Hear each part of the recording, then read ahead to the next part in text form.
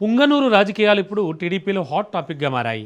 నియోజకవర్గ ఇన్ఛార్జ్ ఎంపిక కోసం నిర్వహించినటువంటి పబ్లిక్ ఒపీనియన్ సమావేశం చివరకు వర్గ విభేదాలకు వేదికగా మారింది. అయితే వేదిక మారినా కూడా పరిణామాలు మాత్రం మారలేదు.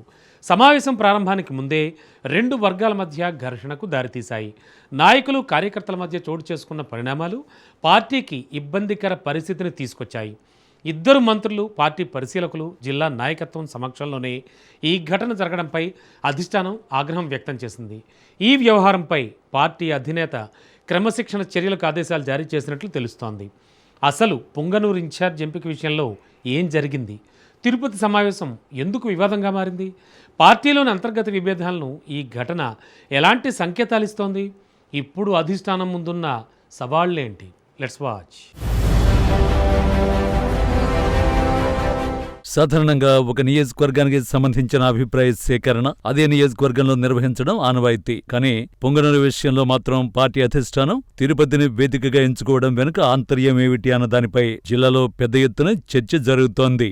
స్థానిక నాయకత్వం మధ్య విభేదాలు తీవ్రస్థాయిలో ఉన్న నేపథ్యంలో సమావేశాన్ని పొంగనూరులో నిర్వహిస్తే వ్యతిరేకత మరింత బహిర్గతమయ్యే అవకాశం ఉందనే కారణమా, లేక నాయకుల మధ్య పోటీ, క్యాడర్ అసంతృప్తి బహిరంగంగా బయటపడతాయనే ఆలోచనతోనే తటస్థ వేదికను ఎంచుకున్నారన్న ప్రశ్నలు గట్టిగానే వినిపిస్తున్నాయి.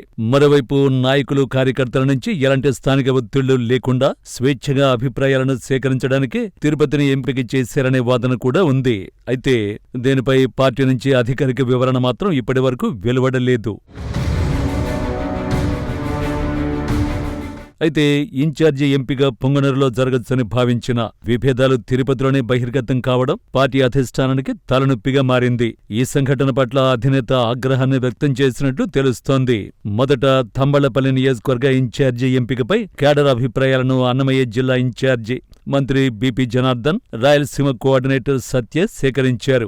మొదట్నుంచి కొంత గందరగోళంగా సమావేశం జరిగినప్పటికీ మంత్రి బీపీ జనార్దన్ చొరవతో సమావేశం సజావుగా సాగింది. అదే సమయంలో మరో మంత్రి మండిపల్లి రాంప్రసాద్ కూడా సమావేశం జరగనున్న హోటల్కి వచ్చారు. అయితే సమావేశం ప్రారంభానికి ముందే పొంగనూరుకి సంబంధించిన టీడీపీ నాయకులు రెండు వర్గాలుగా విడిపోయి ఒకరిపై ఒకరు మాటల దాడికి దిగారు. వీరి మధ్య మొదలైన మాటల యుద్ధం తీవ్రస్థాయికి చేరి ఘర్షణకు దారితీసింది. ఈ ఘటనలో టీడీపీ ఎస్సీసీఎల్ రాష్ట్ర కార్యదర్శి ముల్లంగి వెంకటరమణ గాయపడగా మీడియా ప్రతినిధులపై కూడా దాడి జరిగింది.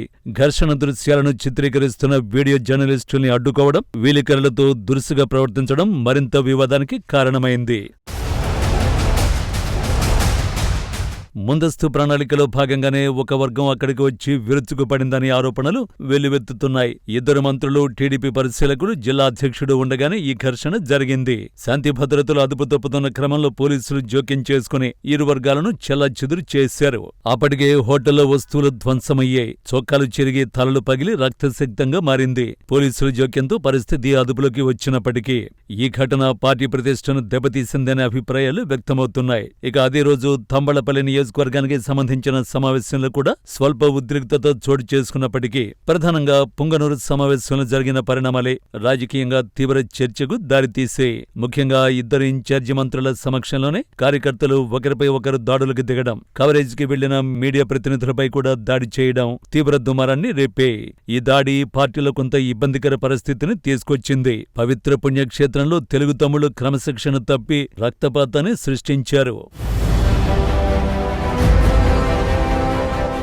ఈ ఘటనలపై పార్టీ అధినేత ముఖ్యమంత్రి చంద్రబాబు నాయుడు తీవ్ర అసంతృప్తి వ్యక్తం చేశారు. క్రమశిక్షణ విషయంలో ఎలాంటి రాజీ ఉండదని స్పష్టం చేస్తూ పార్టీ ప్రతిష్టకు భంగం కలిగించిన వారిపై వెంటనే చర్యలు తీసుకోవాలని రాష్ట్ర అధ్యక్షుడు పల్లా శ్రీనివాసరావును ఆదేశించారు. దీంతో నలుగురిని పార్టీ నుంచి సస్పెండ్ చేయగా మరో ఇద్దరికి షోకాజు నోటీసులు జారీ చేశారు. పార్టీ పదవులు, నియోజకవర్గ ఇన్ఛార్జీల నియామకాలు పార్టీ నిర్ణయాల ప్రకారమే జరుగుతాయని, ఒత్తిళ్లు, సోషల్ మీడియా ప్రచారాలు లేదా వర్గాల ఒత్తిడితో పార్టీ నిర్ణయాలు మారవని చంద్రబాబు స్పష్టం చేయడం ద్వారా క్యాడర్కు స్పష్టమైన సంకేతం ఇచ్చినట్లు రాజకీయ విశ్లేషకులు భావిస్తున్నారు. ఈ పరిణామాలతో పార్టీ అధిష్టానం మరో కోణంలో కూడా ఆలోచిస్తున్నట్లు సమాచారం. పొంగనూరులో పరిస్థితులు ఎలా ఉన్నాయనే విషయాన్ని తిరుపతి సమావేశమే స్పష్టంగా చూపించిందనే అభిప్రాయాలు వ్యక్తమవుతున్నాయి. సమావేశ వేదిక మారినా వర్గపోరు మారలేదని, అసంతృప్తి తీవ్రత ఎంత ఉందో ఈ ఘటనలతో బయటపడిందని రాజకీయ వర్గాలు విశ్లేషిస్తున్నాయి. ఇప్పుడు ఇన్ఛార్జి ఎంపికతో పాటు స్థానికంగా పార్టీలో నెలకొన్న విభేదాలను ఎలా చక్కదిద్దుతారు, క్రమశిక్షణ చర్యలను ఎలా తీసుకోవాలి అనే అంశాలపైనే అధిష్టానం దృష్టి కేంద్రీకరించినట్లు తెలుస్తోంది.